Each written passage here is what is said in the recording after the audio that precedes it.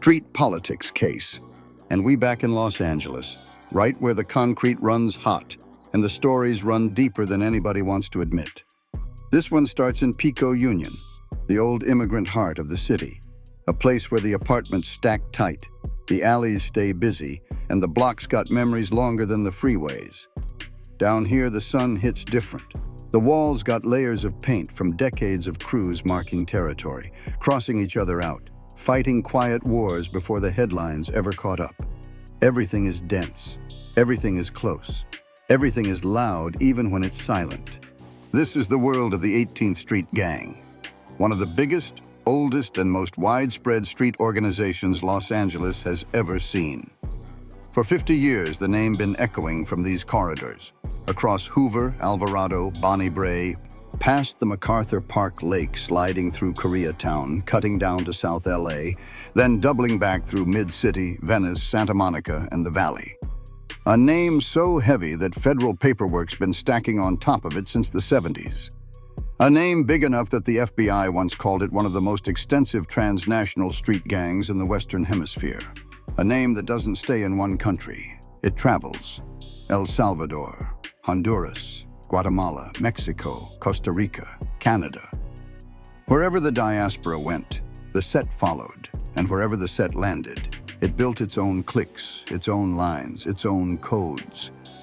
But Los Angeles is still the capital. And these streets right here shape the whole structure. The open-door recruitment, the decentralized cliques, the way every block got its own style but still pays into one larger rhythm.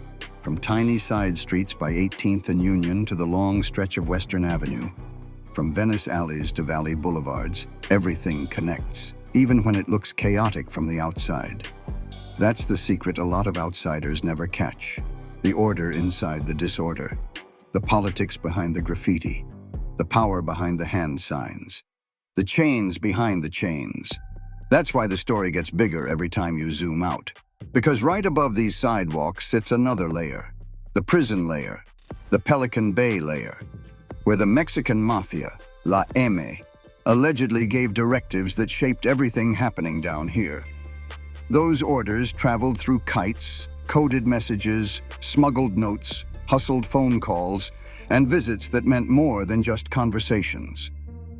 When those instructions landed on the street, cliques changed hands. Taxes went up or down, certain names got approved, and certain names got greenlit. If the streets were the engine, Pelican Bay was the ignition switch. And that's why the feds never stopped watching. Decades of indictments, sweeps, operations, joint task forces, and sealed affidavits, all of it building a record long enough to fill whole cabinets. Drug lines, extortion rings, shootings, murders, money funnels, meth pipelines, cross-border flow, RICO patterns. The same things the community whispered about for years finally spelled out inside thousands of pages. So today we break it all down. Clean, precise, and grounded in the real filings. No legends, no rumors. Just the documented structure of one of the most influential street gangs Los Angeles has ever produced. And the federal cases that tried to shut it down. From Pelican Bay all the way to the sidewalks of Pico-Union. Because once you understand the map, you understand the movement. And once you understand the movement, you understand why the feds came the way they did. This is Street Politics Case, Los Angeles edition. Let's get into the area. Los Angeles got pockets that feel like whole countries. And when you talk about the 18th Street Gang, you're talking about a network that grew out of those pockets like roots through concrete. The core sits in Pico-Union, the dense immigrant zone west of downtown where Central American families stacked into old apartment buildings, where storefront churches sit next to swap meat markets, and where the alleys always got movement. This is where 18th Street first stretched out and then never stopped growing. According to law enforcement reports, the gang didn't just take a block, they built a culture, one clique at a time, until the whole district felt the presence. Move north and you hit Westlake and MacArthur Park, a place that'd been active for decades. The park sits in the middle like a heartbeat, loud during the day, louder at night. The surrounding streets, Alvarado, 7th, Whitmer, Bonnie Bray, all carry their own histories. Graffiti layers show who claimed what and who challenged it. This zone became one of the busiest 18th Street corridors. Drug sales, tax lines, extortion, and steady foot traffic that made everything hard to police. According to filings, this is where some of the early extortion patterns were documented. Businesses paying rent, landlords pressured for monthly fees, dealers expected to drop off their cut or face green light consequences. Slide east and you hit Koreatown, where the density doubles and the anonymity helps everything blend. Dozens of cliques operated around 8th Street, Vermont, Normandy, and the tight residential lanes in between. This zone stayed hot because everything is close. Apartments, liquor stores, night markets, laundromats, taco stands. It's the kind of place where crews can move without drawing attention, where lookouts blend into the sidewalk, and where the money from block taxes flows steady. Filings over the years show multiple K-Town cliques funneling money up to higher reps, connecting this neighborhood directly to the prison hierarchy. Drop down to South LA, around Western, around Hoover, and the field changes.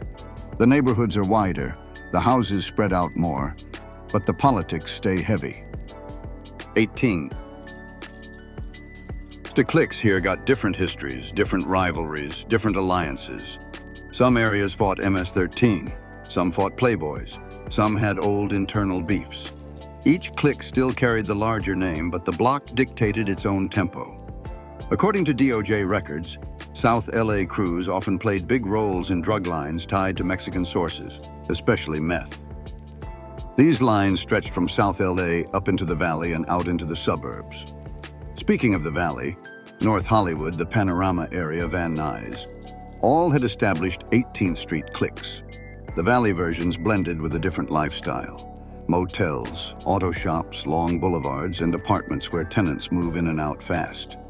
FBI reports over the years said valley cliques played major roles in weapon distribution, including cases tied to AK-style rifles recovered in federal seizures.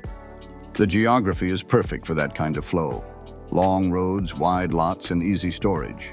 If you swing west, you hit the Venice and Santa Monica sets, beachside turf that never looks like criminal activity if you don't know the signs. Tourists see sand and palm trees. The locals see lines, alleys behind Lincoln, the blocks off Pico Boulevard, the shadows under the freeway ramps. Venice cliques kept their own politics while still feeding into the larger structure. Some of the earliest E-May taxation cases referenced West Side 18ST activity in this zone. And when you zoom out, you see something even wider. 18th Street stretching into Inglewood, jumping state lines into Nevada, Texas, Georgia, the Carolinas, Virginia, then leaping international borders into El Salvador, Honduras, Guatemala, Mexico, Costa Rica, and Canada. The same decentralized structure that made the gang so large in Los Angeles made it explode globally. FBI gang assessments list them as one of the most widespread street gangs in the Americas. Wherever Latino communities established roots, 18ST had a chance to plant one too. But the heart of it all is still Los Angeles. The sidewalks around Alvarado, the streets named after presidents, the long blocks off Western, the tight rows of Koreatown apartments, the valley boulevards with endless traffic. Every clique had its turf. Every turf had its politics. And every piece of that map eventually connected back to Pelican Bay's shadow, even when the streets didn't realize it. That's the area. Now we get into why the feds stepped in. When a gang gets big enough to stretch through cities, states, and whole countries, the feds don't just watch. They build cases layer by layer, year after year, until the pattern becomes impossible to ignore. That's exactly what happened with 18th Street. By the time the 2000s hit, federal agencies already had decades of paperwork. But the Pelican Bay era, the period where La MA consolidated power inside the SHU and allegedly pushed directives down to the cliques, that's what turned monitoring into full-blown federal operations. According to DOJ records, the first major storm hit in 2011 under Operation Community Shield, a joint Homeland Security and FBI sweep designed specifically to dismantle transnational gangs. 37 alleged members and associates of 18th Street were indicted in that single push. Charges included drug trafficking, human smuggling, weapons distribution, and racketeering. For the first time, the federal language called 18ST a transnational criminal threat, a signal that this wasn't just a neighborhood problem anymore. The sweep reached from Pico-Union to Westlake to Mid-City, targeting cliques that federal agents linked to extortion and cross-border drug flow. But the heaviest pressure didn't come until 5 years later. In 2016, the Department of Justice opened a deeper investigation into the Mexican Mafia's tax program, the system that allegedly forced every 18th Street clique to pay regular dues. Federal filings from that era documented monthly taxes, $800 to $1,000 per neighborhood, with dealers on the ground paying another $100 to $300. Prosecutors stated that 18th Street was one of the largest revenue streams for the Mexican Mafia, and that Pelican Bay inmates were issuing approvals, bans, and green lights that directly shaped street behavior. That's the kind of detail that makes federal agents commit their careers to a case. From 2017 to 2020, ATF and DEA task forces began carving away at the structure. Federal press releases from those years show indictments tied to meth distribution, murder-for-hire conspiracies, unregistered assault-style rifles, and interstate trafficking. North Hollywood crews were hit. Westlake crews were hit. Even cliques stretching outside LA, Oxnard, Nevada, Texas, got swept into separate cases that connected back to Southern California leadership. Every affidavit painted a similar picture: decentralized cliques operating under centralized tax lines flowing upward. Then came the multi-state era.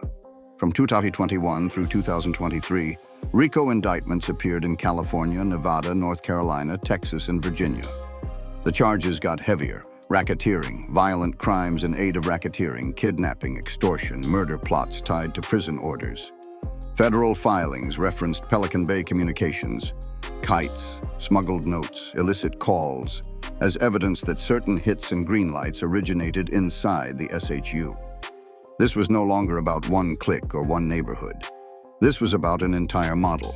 By 2023, multiple agencies were fully aligned.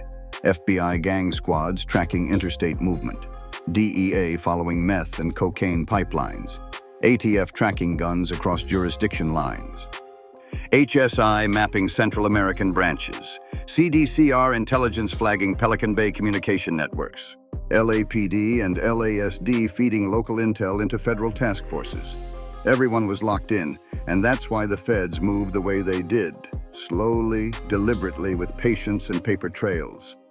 They didn't come for one leader. They didn't come for one set. They came for the structure itself, the tax program, the extortion rings, the murder crews, the drug lines, the Pelican Bay pipeline. Because once you can prove a pattern, RICO becomes the language. Paperwork season came fast, and the next sections show exactly how the streets felt it. To understand 18th Street, you can't just look at the graffiti, the cliques, or the neighborhoods. You gotta look at the politics, the invisible rules underneath the visible streets. According to multiple DOJ and FBI filings, the gang moved like a franchise. Individual sets with their own style, but a shared economic structure that fed upward. This wasn't random. This wasn't loose. This was organized in a way outsiders rarely see. At the top of that structure sits the Mexican Mafia, La M, the prison organization that allegedly shaped the economics, hierarchy, and enforcement for years. The real shift started inside Pelican Bay's Security Housing Unit, the SHU, the place where high-ranking EMA members were locked down, but still found ways to project influence. CDCR documentation and federal affidavits over the years describe messages leaving the SHU in different formats. Tiny folded kites, coded letters, smuggled instructions, phone calls made on contraband cell phones, and conversations passed through attorneys or family visits. Those messages hit county jails first. Then the county jails pushed them outward to the street. The street didn't argue with Pelican Bay. Orders were orders. One of the most important systems was the tax program, the backbone of the financial pipeline. According to DOJ investigations, every 18th Street clique operating on Los Angeles turf was expected to pay monthly taxes to EAM representatives. Entire neighborhoods were valued at around $800 to $1,000 per month. Dealers on the ground were taxed individually, often $100 to $300 depending on product and location. Extortion wasn't random, it was structured. Businesses in certain areas, auto shops, corner stores, rental properties, allegedly had to pay rent to operate without interference. Those payments were logged in cuadernos, spiral notebooks recovered in raids, filled with names, amounts, and due dates. Federal agents describe them as accounting books for street operations. Then comes the enforcement system, the green light. That's the internal penalty mechanism for violations. Missing tax? Green light. Disrespecting the chain of command? Green light. Selling without approval? Green light. According to filings, once a name was greenlit, any affiliated clique had permission to target the person responsible. This wasn't chaos. It was governance through fear, enforced across dozens of cliques that didn't always know each other but respected the same higher authority. Below the prison layer sat the shot callers, high-ranking 18th Street members on the street or in county jail. Their job was to manage day-to-day politics, collecting taxes, settling disputes, approving or denying local moves, running drug lines, and handling money destined for EMA reps. They kept crews disciplined. They kept cliques in line. They kept the flow steady. Street power wasn't about age. It was about credibility, connections, and history with the bigger organization. Underneath the shot callers were the soldiers, street sellers working corners around MacArthur Park, lookouts watching from alleyways in Koreatown, collectors knocking on doors in Pico-Union, gunmen moving between cliques during conflict spikes. These were the ones federal affidavits mentioned the most, because they were the ones seen on surveillance, caught in traffic stops, or overheard on wiretaps. The soldiers did the daily work that kept the whole structure alive. And underneath all of it was the community, the silent layer. Immigrant families trying to live, workers walking home late, kids catching the bus, tenants dealing with extortion pressure, landlords trying to avoid retaliation. Federal investigations from 2017 forward repeatedly mentioned community fear around reporting crimes in areas heavily influenced by 18th politics. When the streets speak a certain language, silence becomes survival. The politics didn't feel like an organization from the outside, but to the people inside the system it was clear. Money flowed up, orders flowed down. Violence came when the lines were crossed. The decentralized cliques made the gang appear scattered, but the tax program made it unified. The enforcement system made it obedient, and the Pelican Bay connection made it dangerous. This is the logic behind everything that came next. The hoods, the faces, the trigger events, the raids. Everything follows the politics. Los Angeles is carved into blocks, and 18th Street carved themselves into those blocks one click at a time. According to LAPD gang maps and multiple DOJ filings, more than 140 cliques operated under the 18ST umbrella, a scale almost no other LA gang matched. Each clique had its own culture, its own leadership, its own enemies, and its own obligations. But they all ran under the same higher structure, same program, same tax line, same politics. Westside 18. The flagship lineage. Spread across Pico-Union, Mid-City, and parts of Venice. These were some of the oldest cliques, the ones carved into the LA street map since the 1970s. Pico Boulevard, Venice Boulevard, Washington, and the surrounding alleys shaped this side. Some of the earliest extortion patterns documented by the feds came from this zone. Landlords and auto shops pressured monthly, dealers taxed on schedule, and shot callers directing business through MacArthur Park corridors. Westside 18 Azi was the backbone. Colombia Lil Sicos, operating around the Alvarado corridor, close to the west side of MacArthur Park. Filings show that this clique played a heavy role during the 2000s and 2010s. Busy sidewalks, crowded apartments, and a constant flow of foot traffic made the area perfect for lookouts, runners, and low-key exchanges. Columbia cliques were among the most frequently mentioned in early federal sweeps. Smiley Drive, tied to the Mid-City and Rancho Park segments. These cliques worked the long stretches near Venice and Washington, where wide streets gave them space to move weight and store product.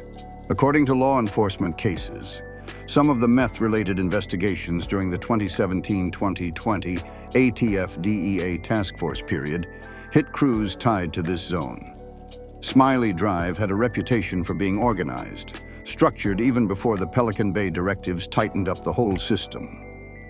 Hoover Locos, operating near Hoover Street, stretching from Pico-Union down towards South LA. This area is dense, active, and historically contested. Rivals like MS-13 and Playboys operated nearby, leading to conflicts documented repeatedly in both local news and federal affidavits. Hoover Locos also played roles in extortion cases, especially around small storefronts and rental units. Toritos, one of the cliques with a deep presence in Westlake. These were the crews closest to MacArthur Park, often associated with areas where drug sales blended into the day-to-day nightlife activity. Federal cases over the years referenced this clique in connection with money collection patterns and street-level enforcement. Tiny Locos, the younger crews usually covering smaller pockets but still tied into the larger tax system. Their members often ended up as soldiers, lookouts, runners, the type of activity visible on surveillance and mentioned often in affidavits. Tiny Locos operated around Koreatown and the Pico-Union backstreets. Southside Locos, spread across South LA, generally around Western, Normandy, Adams, and the tight grids running east into Vermont corridors. These cliques followed different rivalries. In certain years, filings described conflicts with Florencia 13 or smaller neighborhood sets depending on the block. Southside Locos were also linked to guns recovered in ATF operations. Rancho Park, operating out near the West Side residential zones. They moved differently, quieter, less visible, but still part of the program. According to older DOJ press releases, Rancho Park cliques were tied into drug distribution lines moving west toward Santa Monica and Venice. East Side 18th, one of the most widespread divisions, with cliques across the East Side, though smaller in number compared to the West Side. East Side crews had their own politics and their own rivalries. In certain filings, East Side cliques appear tied to cross-border meth lines and collection operations. And then you got the Valley cliques, North Hollywood, Panorama City, and Van Nuys. DOJ filings from the late 2010s and early 2020s link Valley crews to weapon trafficking, vehicle theft rings, and storage houses tied to meth distribution. The Valley wasn't the origin, but the operations there were heavy enough that federal agents kept hitting those areas during multi-year task forces. Every clique had its entrance, its block, its responsibilities. Some handled drug sales, some handled extortion, some handled enforcement, some handled collection. But all of them were connected through the tax program. That's the part the public never sees. 140 cliques moving independently on the map, but financially tied together by a system built decades earlier inside a prison cell. Different streets, different neighborhoods, same banner. And the faces behind those cliques tell the next part of the story. When federal indictments stack high, certain names keep repeating. The paperwork paints a picture of a structure held together by voices. Some in the streets, some in the county jails, and some sitting deep inside Pelican Bay's SHU. And even though the indictments always use monikers, never glamorizing the people behind them, the roles they allegedly played show how the whole machine kept moving. According to DOJ filings across multiple years, several shot callers inside 18th Street carried major influence over tax lines, discipline, and neighborhood rules. Names like Lil Man, Boxer, Puppet, and Moose appeared repeatedly in these documents. Each one represented a different clique or sector, but all of them maintained ties upward, to the IME representatives giving statewide direction. Their job wasn't just running a block.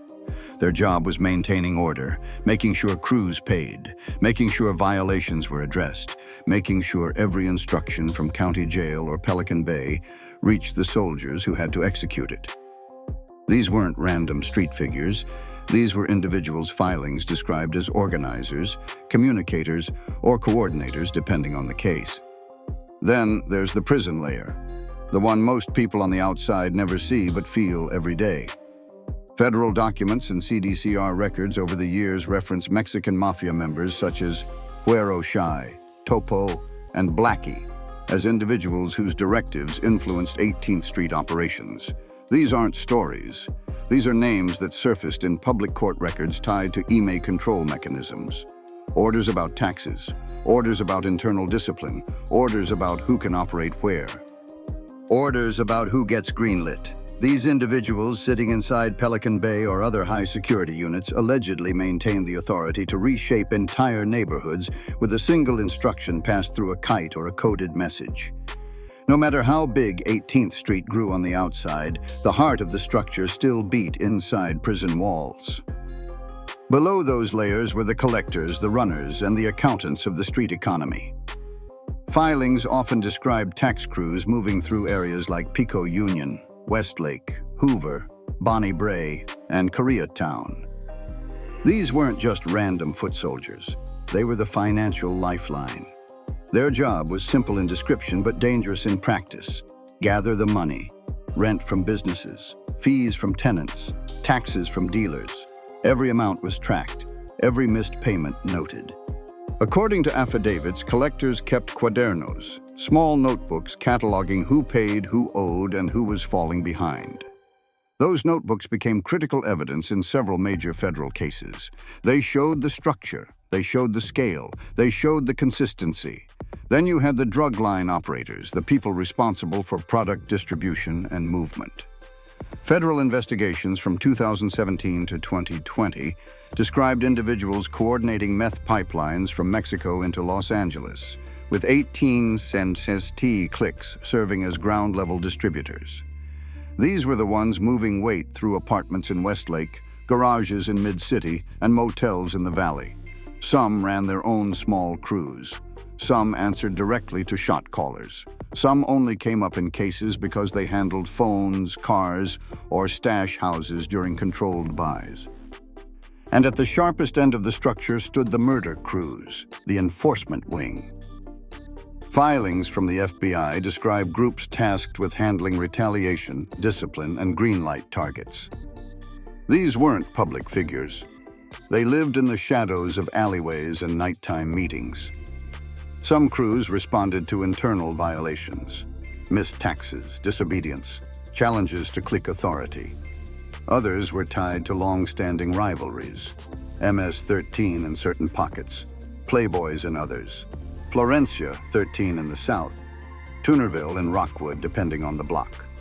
When violence erupted in Westlake or Pico-Union, many incidents followed patterns federal agents later linked back to enforcement orders. Indictments never tell full backstories, but they show patterns.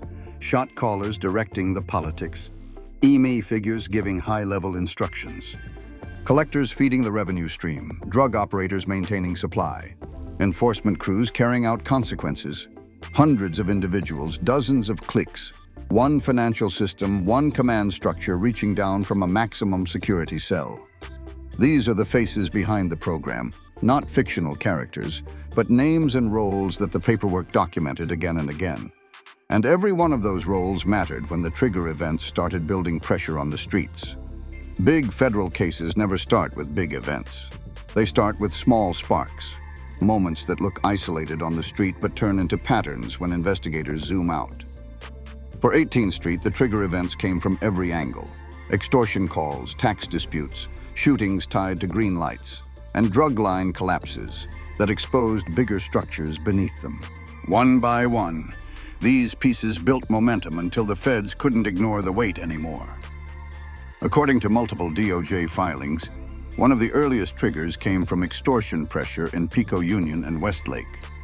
Landlords and small business owners were allegedly being taxed monthly, sometimes in cash, sometimes in forced security payments, sometimes through threats about what might happen if they didn't comply. Complaints trickled quietly into law enforcement channels. Not many. People were scared. But all it takes is one report tied to the right phone number or the right individual for the paperwork to begin forming. And once agents saw the consistency between incidents, same collectors, same demands, same coded language, they realized this wasn't random street-level hustling. It was a structured program. Another trigger came from tax violations turning violent.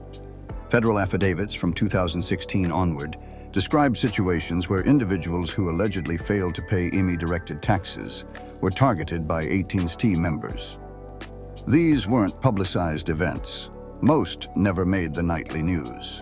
But law enforcement documented enough of them to identify a pattern: missed payment, threat, assault, or attempted retaliation. Those cases added fuel to the federal perspective that this was extortion under organized direction. Then there were the green lights, internal hits authorized through prison channels.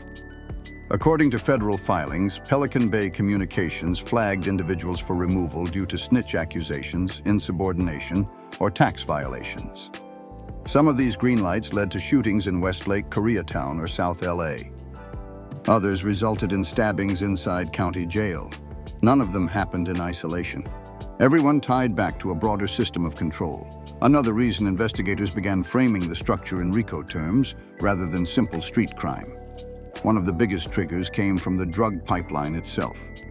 DEA operations in the late 2010s documented meth and cocaine lines flowing from Mexico into Los Angeles through brokers linked to 18 and ST cliques. Controlled buys in the valley led agents to stash houses. Stash houses led to phones. Phones led to higher-level contacts. And some of those contacts, according to federal documents, had ties to prison communication networks that linked back to Pelican Bay. That connection, street drugs flowing upward into prison power, became a key foundation for multi-state RICO cases. Another major spark came from weapon seizures. ATF task forces between 2017 and 2020 recovered AK-style rifles, modified pistols, and large-capacity magazines connected to 18-inch crews. One gun stops another. Two guns stop more. Eventually, the patterns pointed to trafficking networks instead of individual possession. Every recovered firearm was another data point in a bigger federal picture. Finally, there were the intergang conflicts, shootings between 18 and ST and MS-13 in certain neighborhoods, street beef with playboys, situational wars with Florencia 13. Many of these clashes left footprints, shell casings, surveillance footage, witness statements, Instagram posts, and cross-out graffiti. Federal investigators mapped these violent spikes and noticed how they aligned with existing tax disputes or territory pressure. Violence wasn't random.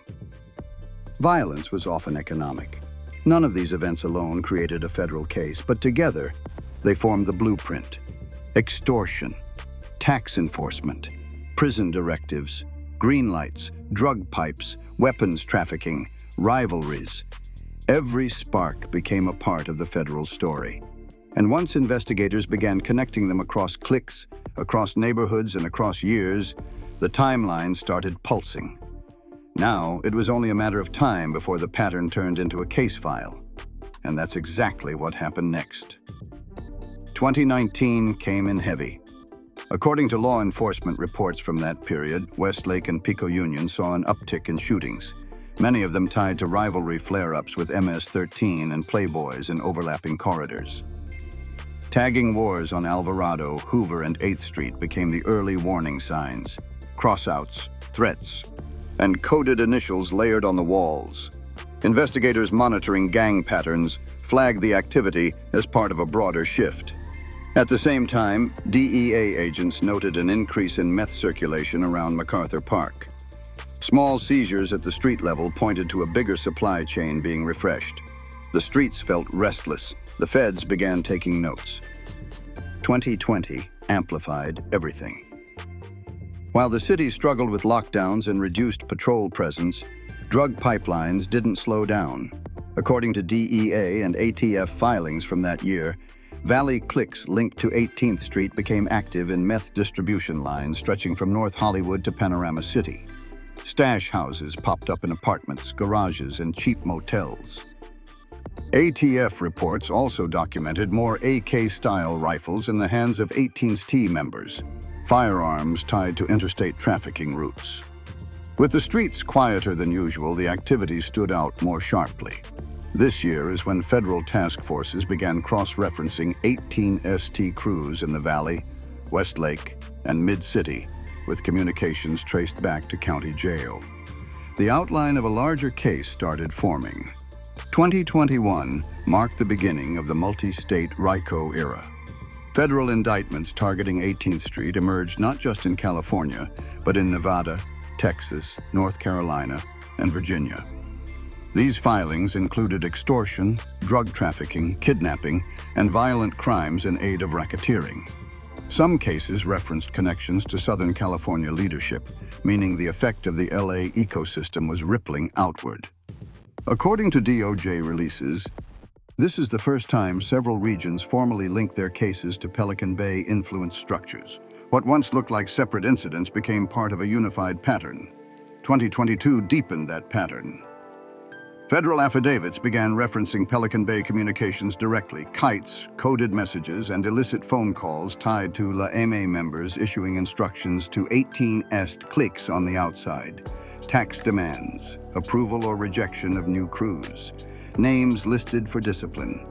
Some of these communications were intercepted inside county jail. Others were uncovered during controlled buys. For investigators, this opened the door to clearer RICO framing. If the prison channel could be tied to street crime, then conspiracy charges suddenly reached further than ever before. 2023 brought the extortion rings into full view. According to DOJ press releases from that year, multiple cuadernos, handwritten tax ledgers, were seized during raids across Pico-Union, Westlake, and Koreatown.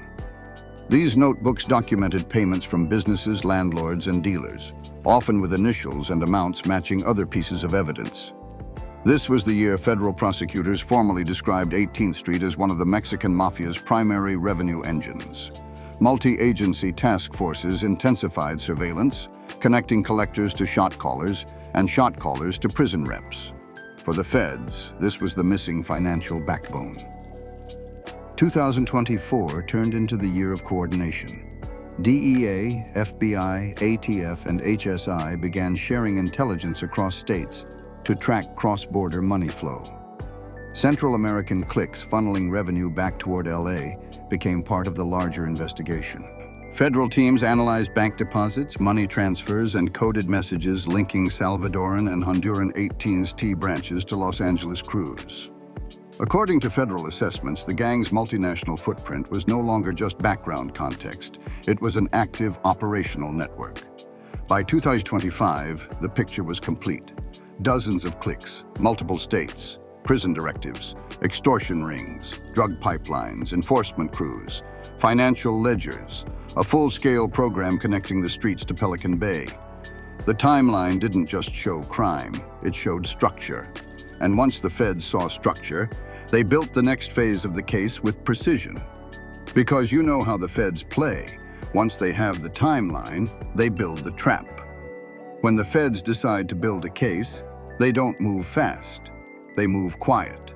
They move patient. They move like they already know how the story ends and they're just waiting for the paperwork to catch up. And with 18th Street, that's exactly how the investigation unfolded. Slow, steady, and layered across multiple agencies. Every method had a purpose. Every piece of evidence connected to a bigger pattern. Nothing was random. According to federal filings, the first pillar was wiretaps. Not the dramatic movie kind, the subtle ones that sit on phones used for tax collection, drug coordination, or late-night conversations between street-level operators. Collectors talking about who owed what. Runners confirming drop locations. Mid-level figures discussing instructions coming from up top. None of these calls gave the full picture alone, but each one added a piece. When an entire clique uses the same vocabulary, the same names, the same payment cycles, investigators treat that like a blueprint. The second pillar was controlled buys. DEA agents and informants made small purchases from individuals tied to Westlake, Pico-Union, and Valley cliques. Standard procedure. But the buys weren't about the drugs. They were about the phones, the connections, the supply lines. Every sale was a chance for agents to map who answered to who delivered product, who directed traffic. According to DEA reports, enough of these transactions linked back to stash houses that agents began identifying operational hubs. Apartments in Koreatown, garages in Mid-City, motels in North Hollywood. Those hubs eventually became the targets for surveillance and later raids.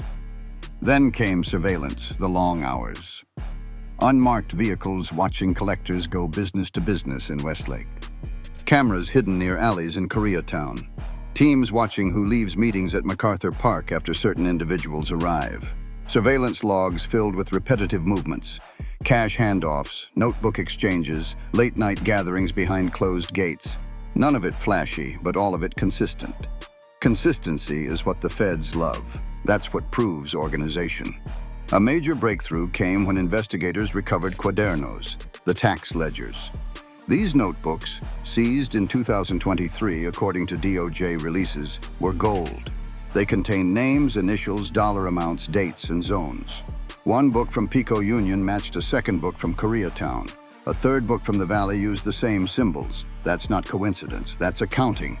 For the feds, the cuadernos confirmed what years of surveillance had suggested, that the extortion system wasn't just a local hustle.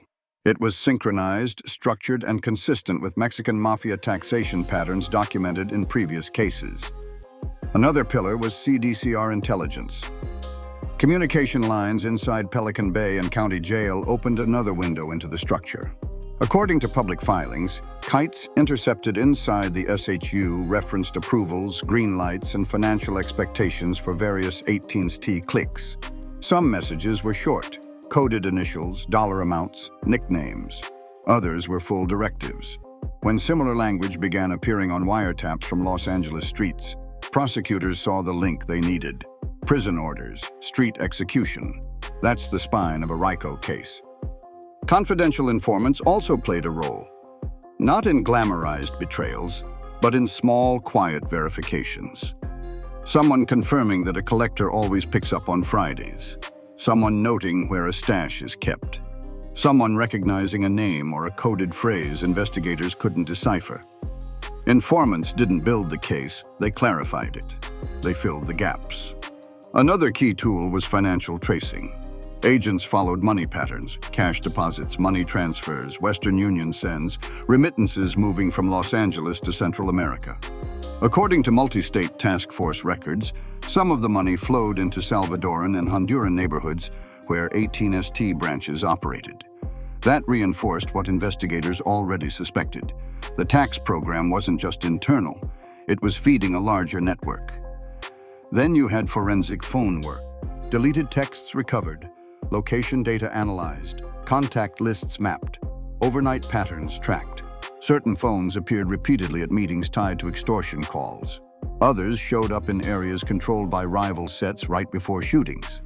A handful connected directly to smuggled phones traced back to prison housing units. That kind of data doesn't lie. It paints a digital trail the streets don't realize they're leaving.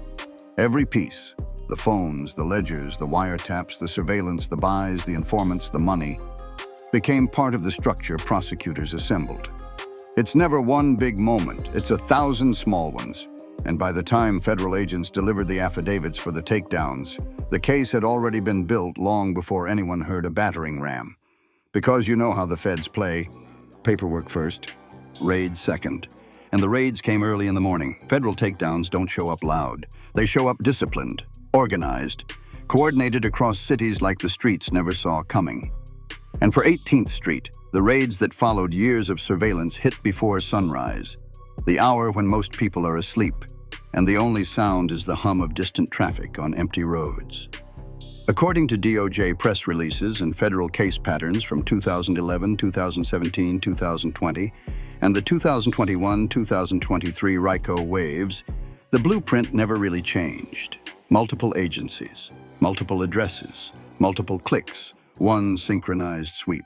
It's 5 a.m. in Los Angeles. The sky is still dark over Pico-Union. The alleys behind 18th Street are quiet. But on the edges of Alvarado, Bonnie Bray, 11th Street, and the narrow lanes around Union Avenue, unmarked SUVs are already lining up. Federal agents sit inside. FBI gang squads, ATF weapons units, DEA narcotics teams, HSI officers focused on transnational links, and LAPD Metro ready for entry. LASD units set up perimeter blocks. The radios stay cold until the moment hits. 5:17 a.m. The signal goes out. Battering rams move first. In Pico-Union, one door flies open on a building investigators tied to tax collectors working under a Westlake clique. Inside, agents recover cash stacks, a ledger notebook, a .40 caliber pistol, and multiple phones connected to tax lines identified on wiretaps. 4 blocks away, another team hits an apartment investigators previously linked to drug stash activity. A small safe is found with packaged meth, a scale, and written instructions containing initials and weekly amounts, consistent with notes seen in earlier seizures. A defendant inside claims he's just holding it for someone. The paperwork says otherwise. In Koreatown, a third team moves on an alley-side unit near 8th Street, a location connected to collectors who allegedly pressured local businesses for monthly payments. Agents seize envelopes with names matching entries from cuadernos recovered months earlier. 2 phones are still ringing when they enter. North Hollywood gets hit at the same time. ATF and DEA units converge on a garage investigators tied to weapons storage. According to ATF case data, previous seizures of AK-style rifles and modified pistols were traced through this cliques network. Inside the garage, agents recover ammunition, parts for rifle builds, and a phone loaded with messages discussing tools. Coded language investigators flagged across multiple cliques. In Mid-City, another location falls. This one linked to a shot caller mentioned in multiple affidavits. Agents serve a warrant at a single-family home with reinforced doors. Inside, they find coded letters referencing tax demands, a flip phone used for prison communications, and notes written in a mix of initials and Spanish slang. Language consistent with previous Pelican Bay linked directives. Simultaneously, HSI teams fan out across Inglewood, Santa Monica, and the Valley to detain individuals listed in the conspiracy documents. These aren't random grabs. These are the names that appeared in the wiretap transcripts, in the ledgers, in the intercepted messages, and in the surveillance logs investigators spent years building. By sunrise, the sweep stretches across more than a dozen addresses. Agents recover firearms, narcotics, stacks of cash, notebooks, coded letters, and cell phones loaded with call logs pointing up the chain. Some suspects surrender quietly. Others try to escape through back alleys but run straight into perimeter units. Several families watch from windows, shocked, silent, unsure of what comes next. For many of them, this wasn't the first time federal vans showed up on their block. Federal spokespeople released statements hours later, calling the takedown a multi-agency effort to dismantle a violent and organized criminal structure operating across Los Angeles and beyond. The language is sterile, clean, but the streets feel the hit differently. The cliques feel the weight. The collectors feel the loss of structure. The neighborhoods feel the sudden absence of familiar faces. This wasn't just a raid, it was a reset. And every reset echoes through both the headlines and the sidewalks. When a federal sweep hits Los Angeles, the city hears it in 2 languages, one through the news, one through the streets. And the gap between those 2 versions usually tells its own story. By mid-morning, the headlines start rolling. The LA Times drops the first story. Federal sweep targets 18th Street gang. Links to Mexican Mafia cited in court filings. The OC Register follows with details pulled straight from the press release. Extortion patterns, tax ledgers, drug pipelines, and references to Pelican Bay directives. Daily News highlights the multi-agency nature of the raid, quoting federal officials calling it a blow to organized gang activity across Southern California. The articles paint a clear, direct picture. A coordinated effort against a structure prosecutors describe as systematic and violent. Cable networks pick it up next.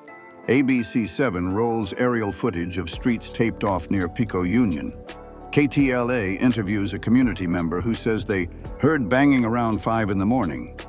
NBC4 runs a segment explaining the tax system using diagrams from old DOJ indictments. News anchors emphasize how many cliques were hit, how many states the case is linked to, and how investigators tied communication back to high-security prison cells. The media tone is confident, clean, straightforward. They use words like breakthrough, dismantling, and coordinated disruption. They call it justice. They call it necessary. They call it long overdue.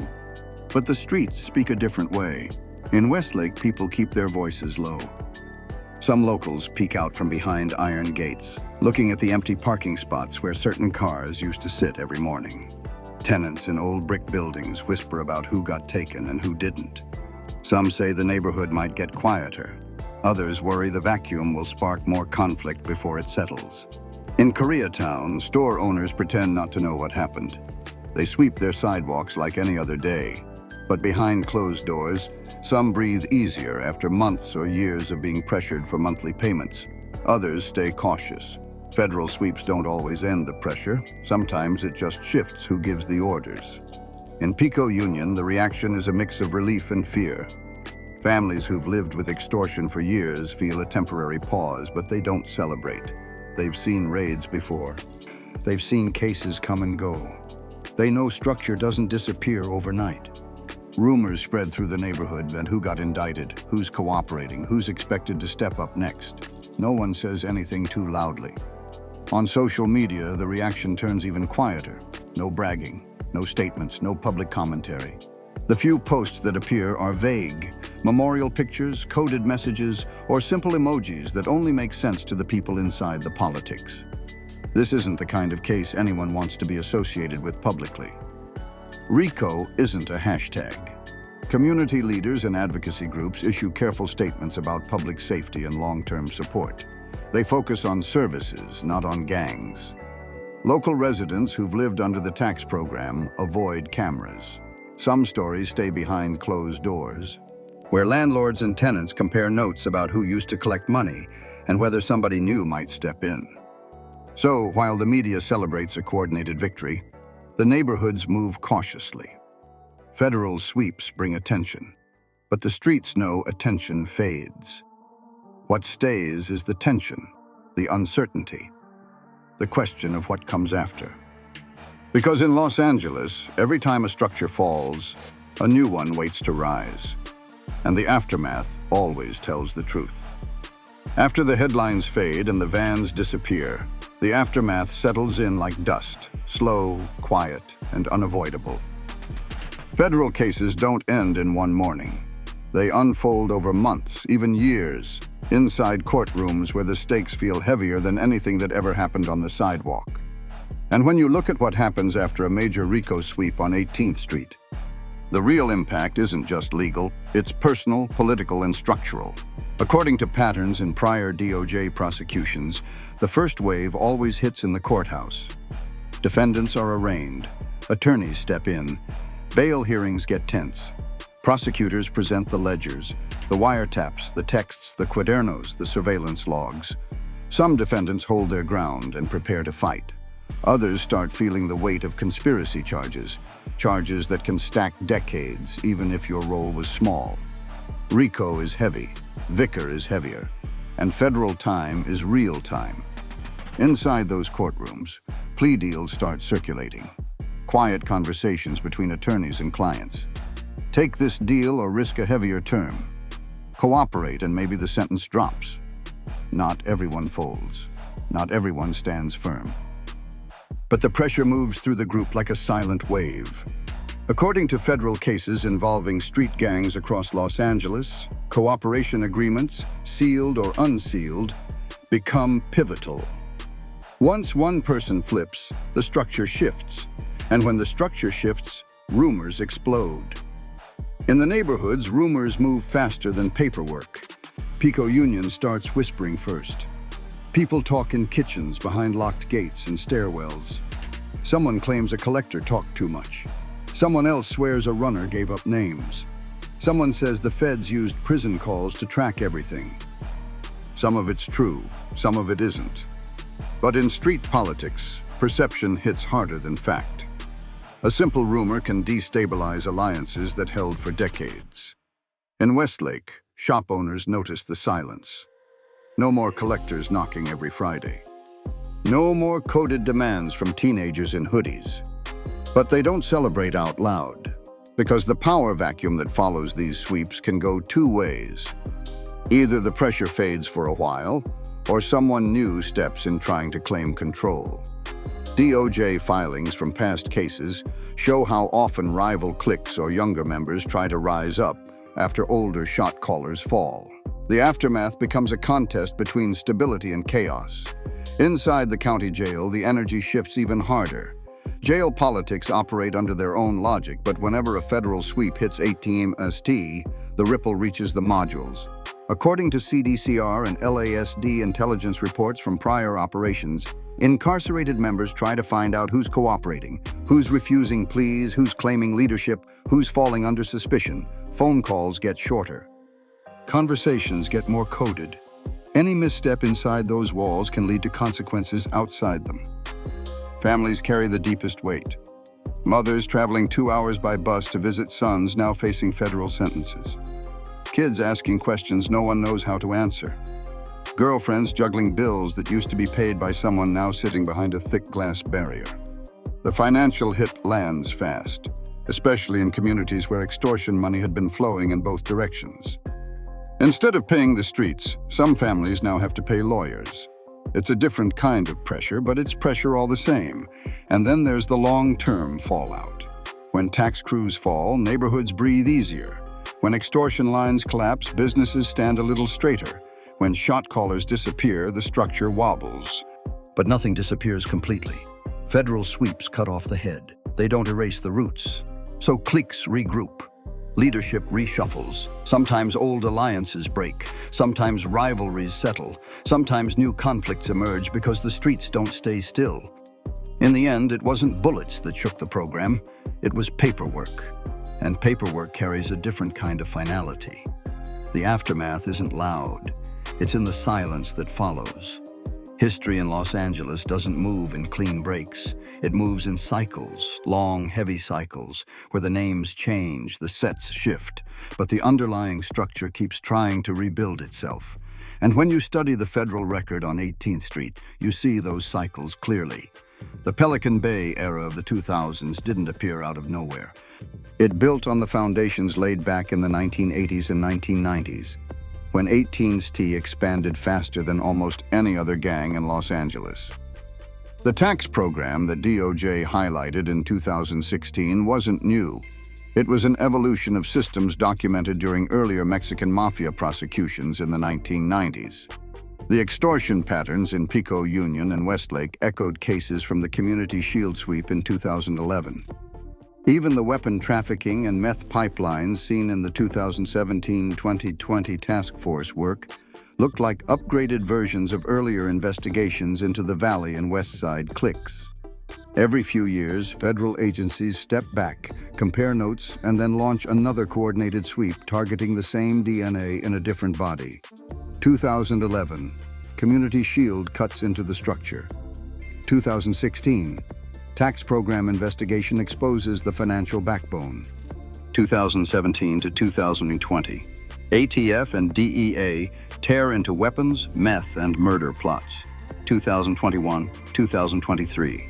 Multi-state RICO filings tie everything together. Different cases, same logic, different defendants, same structure, different years, same pattern. That's the continuity of street politics in Los Angeles. The program adapts, the feds adapt faster, the streets reorganize, the agencies reorganize harder.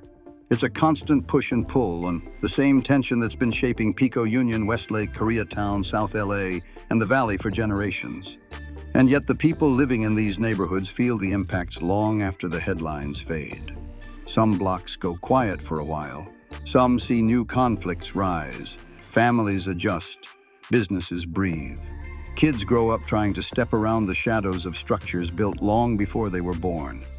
These cycles don't just shape gang history, they shape community life. Every raid, every indictment, every prison directive sends ripples that hit real people who never chose to be part of any of it.